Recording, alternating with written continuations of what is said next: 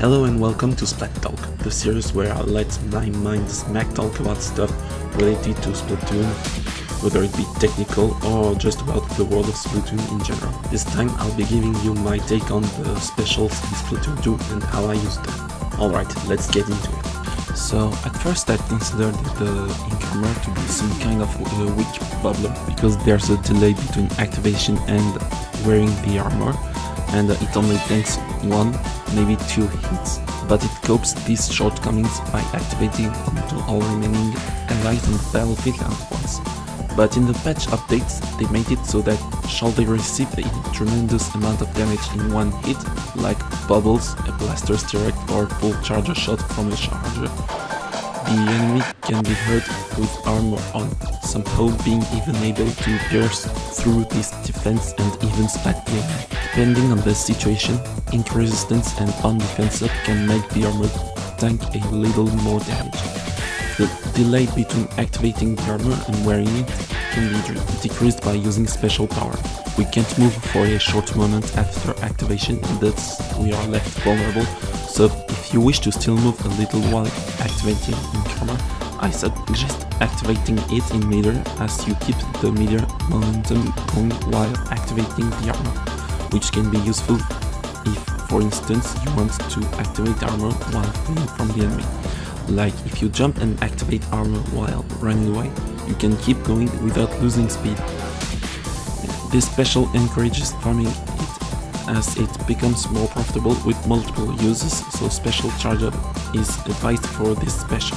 Tenta Missiles is probably the special that got the biggest amount of buffs over the course of Splatoon 2 and still going with version 4.3. Basically, lock on as many enemies as you can in the vertical and fire missiles. With 1 target you have 10 missiles locked on, with 2 targets you have 5 missiles locked on each target, and starting with 3 targets you have 4 missiles locked on each. This special is more efficient if you manage to lock on multiple targets, as enemies might be caught in fire of missiles that may have targeted others. Somehow the Rainmaker's shield counts as a target, so you can use your special to pop it faster. Special power-up enlarges the target reticle as well as it expands the paint radius of the missiles. The special encourages farming as well by using special charge-up. If you're targeted, do not go into the splat zone because you might inadvertently give them the control. Don't stay close to other allies that are targeted by the missiles. You can still go in squid form and swim into your ink even after activating Tenta missiles, but you'll be left vulnerable as you can't move while firing your missiles, so be careful. For the last time, it's not a bomb rush. There are several key features that set apart the bomb launcher from its Splatoon 1 ancestor. First, you fire a different kind of sub-weapon from the one you're carrying. You have weapons that carry auto-bomb and splat bomb launcher, splash wall and suction bomb launcher, burst bomb and auto-bomb launcher, etc, etc. Whereas you just spam your sub-weapon with the bomb rush in Splatoon 1. Second, you fire bombs from the left side instead of the right side with your weapon. This is important in order not to miss throwing bombs anywhere you don't want. Third, the bomb launcher allows you to regulate throw distance directly instead of relying on bomb range up or sub power. And fourth, does Bomb Rush play Bomb Rush Plush in the background? I don't think so. But besides that, much like Bomb Rush, Bomb Launcher makes you throw a barrage of bombs and that's the only command point. It allows for quick turf control and can be used both in offense and in defense. It helps push the enemy away, capture the zone fast, pop the Rainmaker's shield faster, and since you can regulate the throw distance, you're not limited to firing it in close quarter and can throw bombs towards distant place where some enemies might remain. Even so, you're not bound to constantly throw bombs, you can still fire your weapon, and it's still best to use your weapon if it allows you when the enemy gets closer. And your bomb launcher lasts longer with special power, enabling you to fire more bombs. Grab onto your jetpack, soar the skies and fire missiles on your opponents. How do you call these exploding blobs? Anyway, this special is more high risk, high reward than any other specials, as the aim is to fire directly at your opponent. You can still catch them with indirect hits, but it only deals damage through direct contact. with either a surface or an object or an enemy. Shooting is very unstable with this special and it does not protect you either. You can hover over a certain height with the field, but not when it comes to grids, you stay on them. There's always a minimal delay between each shot, so the key is to predict where you think the enemy might move next and fire in the location where you think he will end up next. To help yourself, you can use special power-up to increase the damage output of indirect shot and eventually increase the duration of the jet. Besides that, this special can really help push the objective forward by being able to pick on multiple opponents across the map, or cause maximum havoc in the enemy's defense lines. You can change into squid form even while inkjet is activated. This allows you to decrease your height and eventually escape enemy fire as well as confusing them. If you fight an inkjet, don't panic. Stay composed, avoid the shots and get as close as you can to splat the inkjet depending on your weapon's range. One of the most difficult specials to maneuver properly, Stingray can be described as a moving, less overpowered killer wave or just a neat laser for those that don't know Splatoon. Once you activated this special, you can see enemies through walls, but this disappears as you start shooting the Stingray. When you fire the Stingray, you frequently have to guess where the enemy is located on the battlefield based on multiple infos like what you see in the background on the minimap or where you've hit the enemy. The Stingray becomes more maneuverable as you fire further away from the enemy, making it the special weapon of choice for backliners. However, because it fires in a straight line, it is advised to fire this weapon in a limited, straightforward fashion. Thus, positioning with this special is key to success. After 1.5 seconds of firing, its radius expands, making it slightly easier to hit opponents in the distance. Even if you have to guess the enemy's location, this weapon becomes more effective in modes where you can catch the objective easily, like tower control and rainmaker. Most backliners use special power-up and sometimes special charge-up for a reason. They need the Stingray at any moment possible, and that means either farming Stingray or extending its duration in order to get results. Admittedly, there are maps where Stingray is more effective than others like Port Mackerel, Walleye Warehouse or Piranha Pit, but that does not mean you can't get results with the Stingray on other maps. Although you have to be far away from the enemy when you use Stingray because you can barely retaliate in close combat, but luckily you can still swim with the Stingray on. And if you attempt to splat someone who activated Stingray, then be sure not to be caught in a fight. There's not much to understand about the splashdown. You rise in the air and strike the ground so hard it causes an explosion that eventually hurts the opponent, splatting him if he's too close.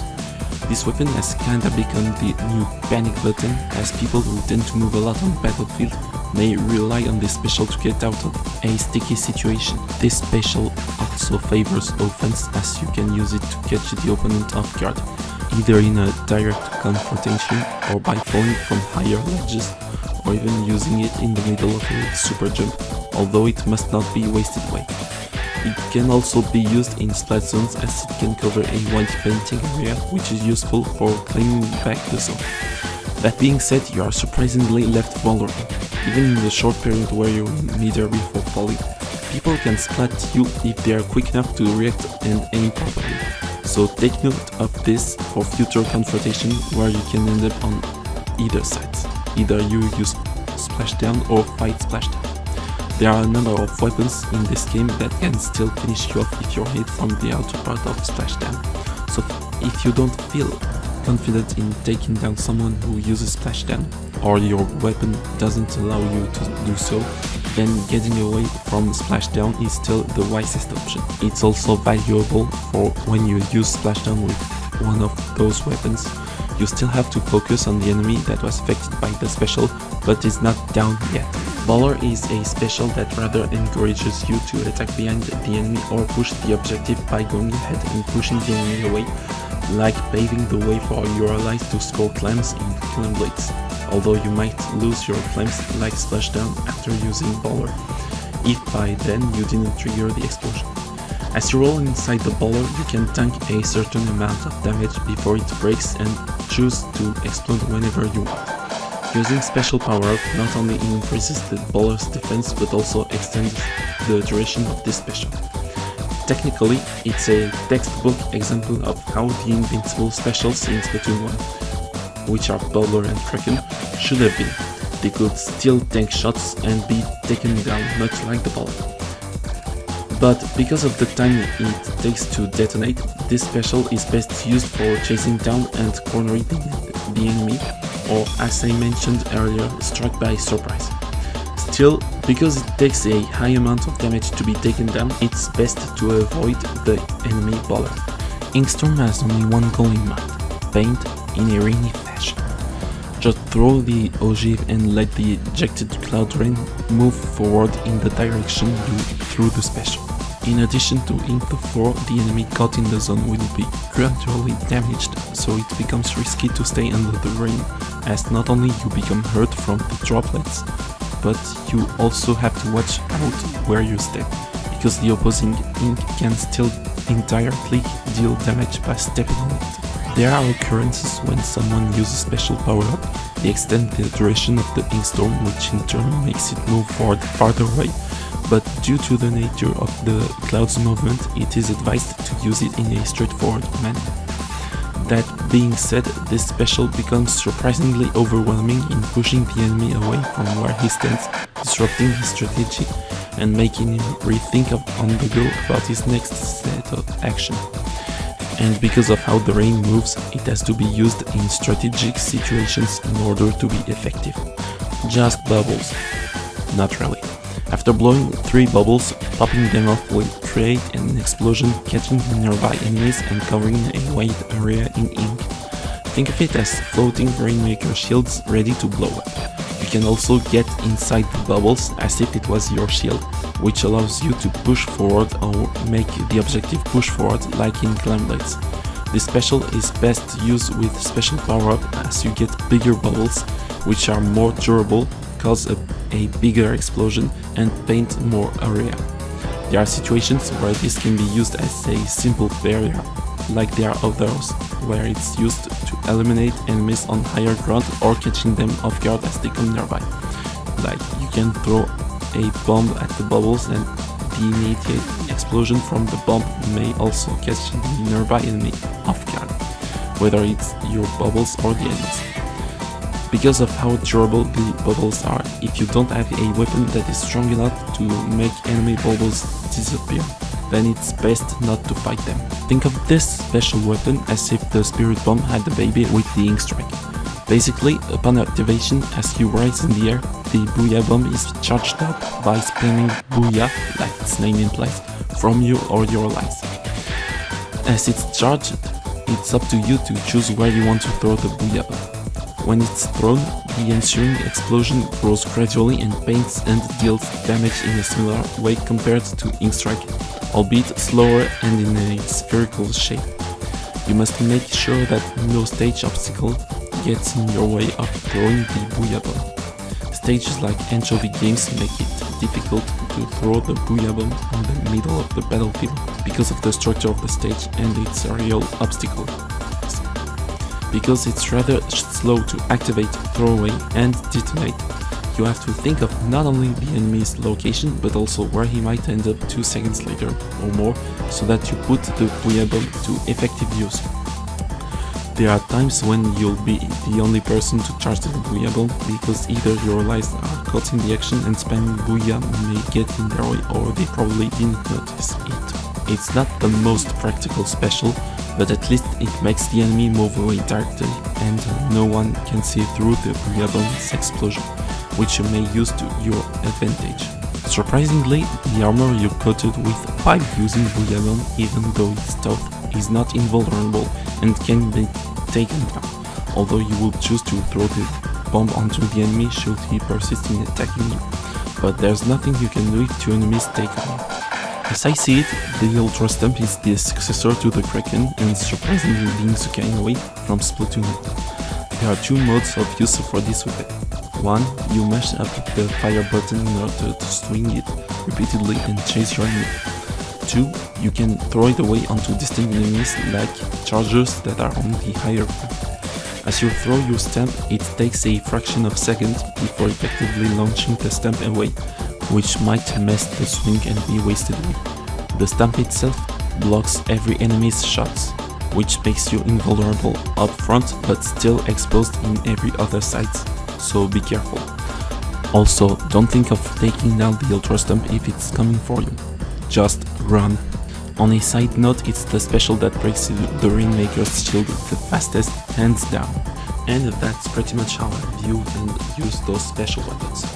All recorded footage was made on version 4.2. If you have any suggestion for a topic you want me to talk about, then leave it in the comment section below.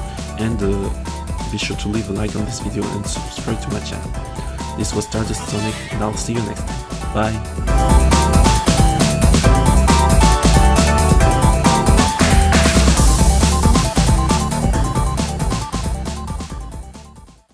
Now time for me to get some main power-ups during tickets.